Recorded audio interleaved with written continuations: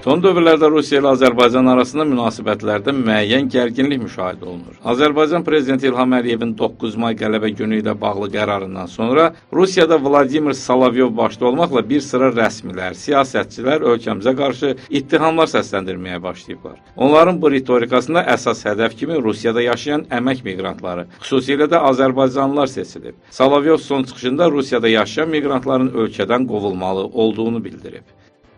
Bu təəssüf doğuran məqamdır. Çünki Rusiya ilə Azərbaycan arasında münasibətlərin korlanmasında rəsmi Bakı maraqlı deyil.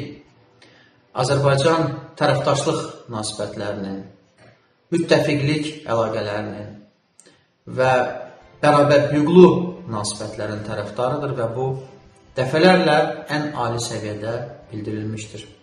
Təəssüflər olsun ki, müxtəlif Kremlin qüllələrində olan bu güc mərkəzləri, bu qüllələrdən idarə olunan müxtəlif təsir elementləri və rıçaqları zaman-zaman işə düşür.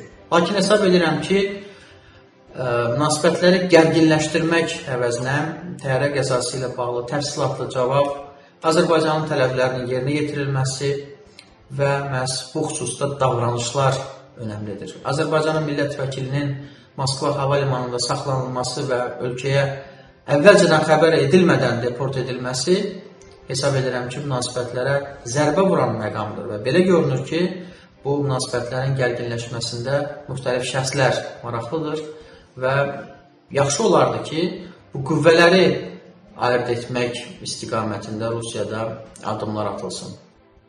Hələlik rəsmi səviyyədə deyilməsə də, ancaq Rusiyalı aparıcılar, sosial media fenomenləri və bəzi politologlar Azərbaycan əleyhinə kampaniya başlayıblar. Bəzi ekspertlərin fikrincə, Moskva bu istiqamətdə ənənəvi təzyiq alətlərindən, informasiya hücumları, regiondakı separatçı təsirlər və ya iqtisadi rıçaqlardan istifadə edə bilər. Ancaq rəsmi Moskva anlamalıdır ki, Azərbaycan keçmiş SSR-nin müttəfiq respublikası deyil, tam müstəqil dövlətdir və öz yolunu özü müəyyən edir. Elçin Şuşalı, Qafqaz TV üçün.